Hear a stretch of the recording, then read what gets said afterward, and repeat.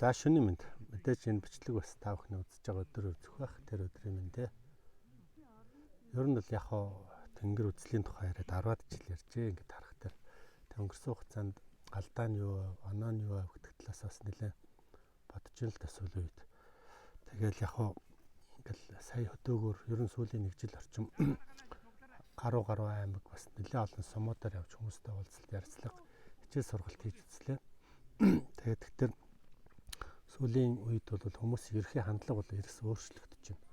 Урд нь бол ингээл хүмүүстэй уулзах төр чинь тэнгэр ярих төр бөө юу манайд бөө таардгүй бөөд дургүй тэнгэр ирсэн лойрч гэсэн тийм хандлагатай нэлээд байдаг байсан бол одоо хүмүүсийн ерхий хандлага өөрчлөгдөд харин наадах ч нэг ойлгочмоор байдаг. Бас л хэрэгтэй юм шиг байна. Уг нэг тийм ойлгох хэрэгтэй юм шүү. Бидэрт нэг тийм үндэсний сэргэн мандалтай хувьд бол нэг өөрийн гэсэн тийм философикгүй ухаан нэгдмэл итгэл үнэмшил үнэцүүл хэрэгтэй юм байна гэдэг тал руу хүмүүс бас нэлээх ярьж байна. Тэгэд энэ бол бас яг ямар нэгэн байдлаар олон хүн ярьж байгаа, олон жил ярьж байгаа энэ үр дүнд хүрж байгаа юм болов уу гэж бодож нэг талтай.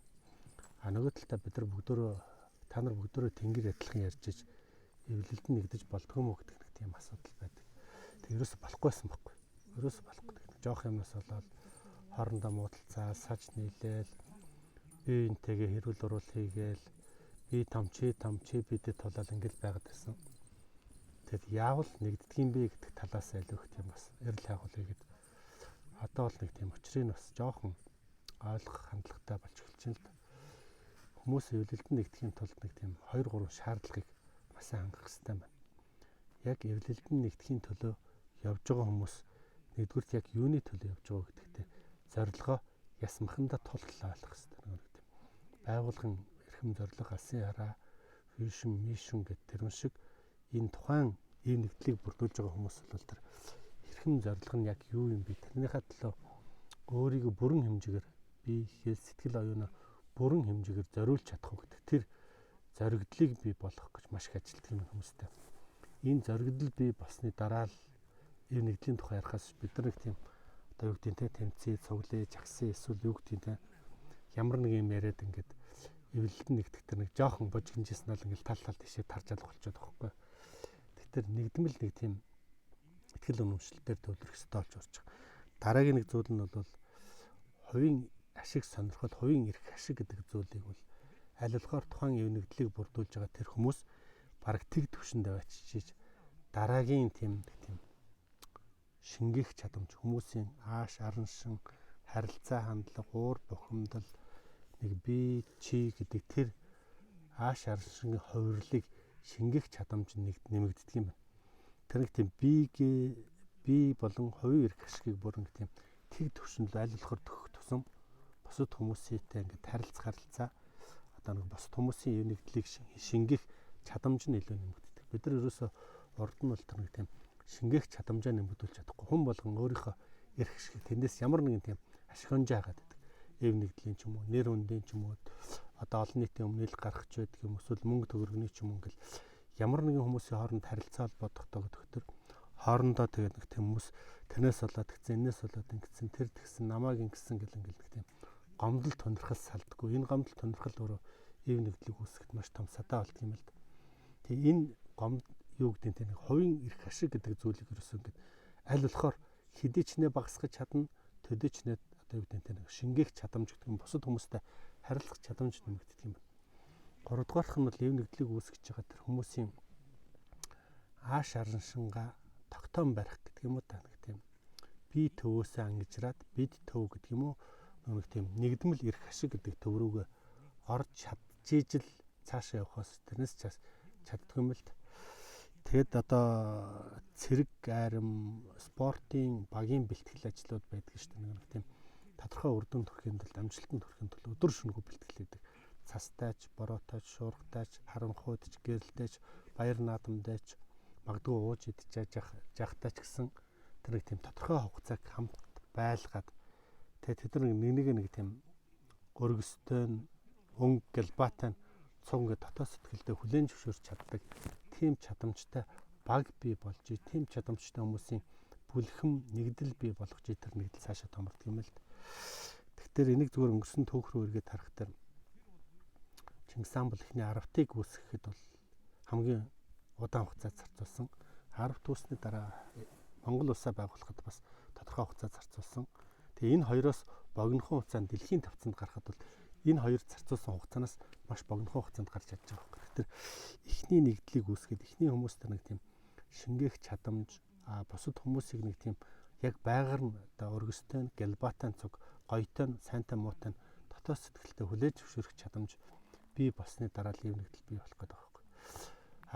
Дараагийн нэг зүйл нь бол тэр хүмүүс нэгдмэл нэгтгэл үнэмшил нь өөрөө тийм тодорхой хүч гоожуулах гэх юм уу та. Тодорхой тийм нэлээд тийм хүч чадал байчилж ийж сэтгэл санааны оюуны тэр бидийг шавхах тийх хэрэгтэй юм байл. Түүнээс аахар шахар юм бол нөгөө дараа сэтгэл нь ханждаг. За болчлоо. Сэтгэл нь ханжих дээр болоо гэд мөрөө өчдөг. Тэр боллоо гэдэг тэр зүйлийг баг үл гүйцэтгэх гэмээр тийм амбицтай хүчрхэг зориг тавьж тэрүүн дээр нэгддэг юм. За дараагийн нэг зүйл нь бол тэр нэг тийм цэрэг дээрс анзаарэгдэад байгаа юм да. Зэрэг дэвийн тогтолцоо гэдэг юм. Цэрэг дээр бол тэр зэрэг дэвийн тогтолцоо ахас ихэс ахмад одоо илүү албан тушаалтай хүмүүсийн тэр үгийг үг туугүй дагах чадамж. Энд бол тийм эрх чөлөө, хувийн ашиг сонирхол гэдэг юм байдгүй юм байна уу та. Модон шануу дэлхийг эзлэхийн дэлхийн хэмжээний том хүчрхэг гүрэн байгуулахын тулд морио эхнэрээ аавыгаа харавж иж тэгжиж төмөр мэт хатуус ахлах баттай төмөн цэрэг бий болгож иж явж байгаа байхгүй. Тэгэхээр одоо юу гэдэг нь аливаа үйлдэл хийхэд биш тэгмээрэн тэрч тэгэх хэвээр миний чирх ашиг юм гэдэг ингээд ийм эрх ашигын холилдон будаатай урах шиг болох тэрээс нэгдэл үүсдэг. Тэр арх ашигын жижиг хилтерхий болгоноор тараад бутраад алга болчихдог юм. Тэд нар ингээд нэг тийм ямар ч үгүйгээр одоо жижиг хилтерхийнүүд биш бүгдөө нийлээд нэг тийм том өгөгдөл том эрх ашиг магадгүй энэ өөрөө Тэнгэрийн санаа баг. Тэр санааг өөрлөж иж л өөрөө ийм нэгдэл болдог болж таарж байна л да. Тэгэхээр нөгөө аливаа зүйл тодорхой төвшөнд хүрэхин тулд тодорхой зовлон зүтгүүрийг, тодорхой туулалыг, тодорхой туршлагыг, тодорхой амжилт олдыг олох ёстой л да. Яг хөө бидний хувьд бол бас сүүлийн 4-5 жил за Тэнгэрийн сургууль гэснээс хойш 4-5 жилийн хугацаанд бас тодорхой туулалыг туулаад сайн муугаа мэдээд тарж боторж үзээд, эвлэж нэгдэж үзээд, өөлж дуулж үзээд тэгээ бүх нэг тийм зовлон бэрхшээлүүдийг арьс махаараа туулаад шарах аваад тэрийг эдгэж үзээд ингэсний дараа л одоо л харин нэг тийм дараагийн хүмүүстэй ярилцахад хин яадаггүй хүмүүс энэ тууллыг туулахын тулд тодорхой 1 жил 2 жилийн хугацаа зарцуулдаг. Тэр зарцуултыг мэдээд эхлэхдээ одоо хүмүүстэй харилцаа арай хөнгөвчлөөд эхэлж л манай тэнгэр үзлэлийн салбарын чинь одоо нэг тийм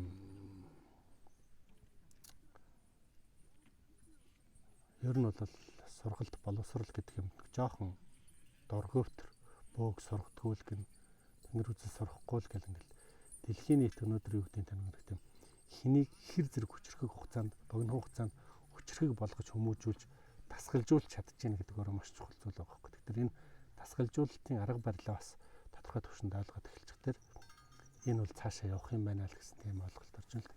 Бид нар ч бас нэг тийм хит хит шид төөцөлтөө зан үйл төөцөлтөө тэгээл нэг тийм далдын ертөнцийг мэдрэх гээл ингээл гэдэг. Энэ бол бүр тийм энгийн зүйл байсан байна л да. Энгийн зүйл. Бидний тэр ач холбогдол өгөөд байх ямар шаардлага байхгүй зүйл аяндаа болдог зүйл төр маш ач холбогдол өгчдөр хүмүүс нөгөө энүүн дээр төөрөөд алга болчдөг. Магадгүй хамгийн сүүлчийн зүйл нь бол энэ хүмүүсийн маш өндөр ёс суртахууны төлөвшил. За тэгээд нөгөө дүрм журмаа дагах явдал төр дүрм журм жаяг гэдэг юм уу та тэр болно болохгүйг заа хязгаараа таньж мэдээд болохгүйг нь хийдгүү болохыг хийдэг тийм дүрм журмын хүрээлэлд одоо захирагдаж амьдрч чаддаг болсны дараа л нэгдэл үүсдэг юм байна л гэж ойлголоо доо. За тэгээд нэг өнөөдрийн яриаг үл энэ хүргээд өндөрлөө баярлалаа.